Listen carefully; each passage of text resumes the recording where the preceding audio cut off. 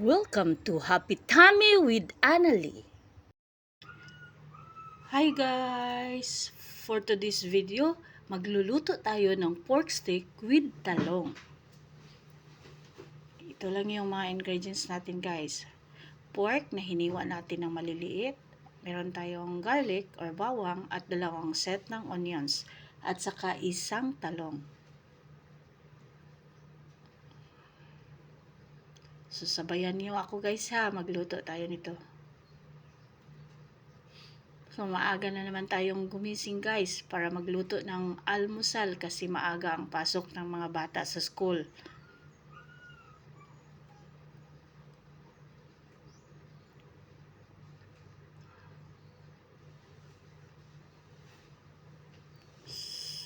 So, kayo guys, anong oras kayo nagluluto ng agahan ninyo? Ng almusal ninyo? Parang sikat ba? Comment down below. Naglagay na tayo ng mantika guys.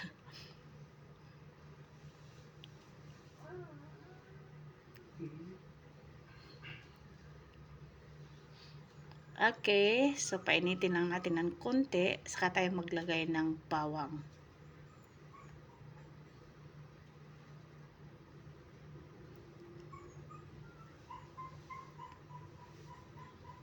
So, ilagay na natin ang bawang natin guys.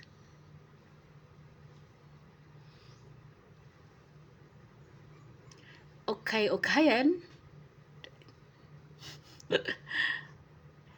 Tapos, i-add na rin natin ang isang set ng onions.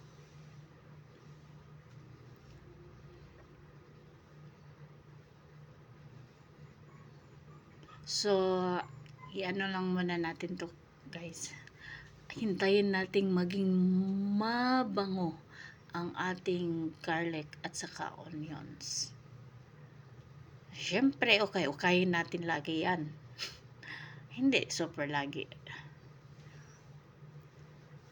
Halo natin.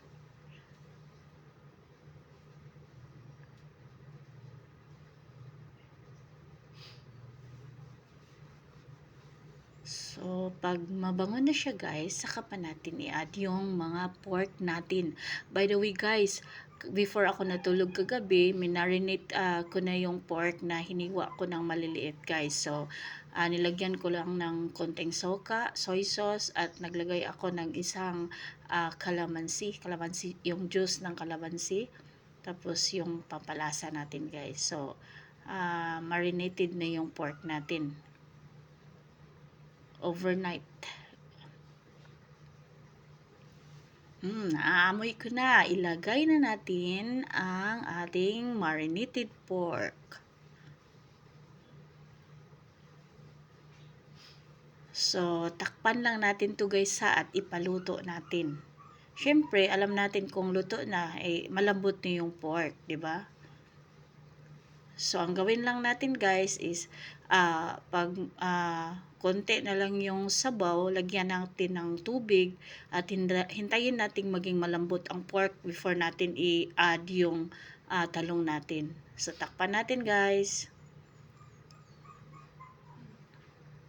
So guys, tingnan natin kung luto na ba yung pork natin. Para mag-add na tayo ng talong. Tingnan natin. Charang! Luto na ang pork natin guys. Klaro na yan. Sobrang klaro na. Actually, tinikman ko yan kanina.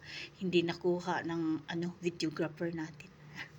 So, i-add na natin yung talong guys kasi luto na yung pork natin. Isang pirasong talong lang meron tayo guys. Nakuha ko lang yan kahapon sa garden namin. Kaya,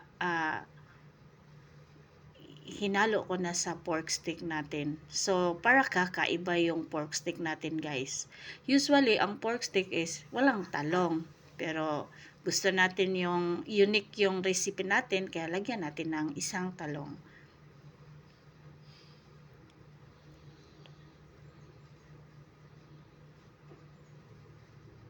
Okay guys, tingnan natin kung luto na ba ang talong natin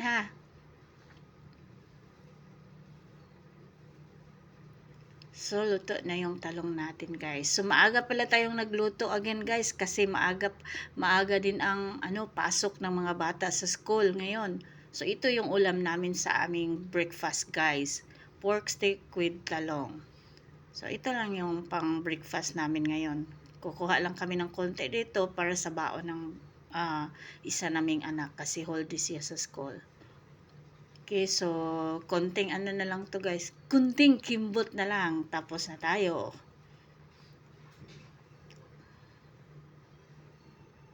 Masarap to, guys. At yung talong, siguradong sasarap yan. Kasi nahalo siya sa pork steak. So, konti lang yung natin, guys, no? Pork natin. Pero kami, 5 kaming kakain. Pero tama na to, guys. Enough na to for our breakfast at saka baon ng isang anak namin. So, hito na! Luto na! Siguradong masarap to. Amoy pa lang masarap na. So, syempre, pag nakaluto na tayo, kukuha na tayo niyan. Para yun, gamitin natin to serve our breakfast.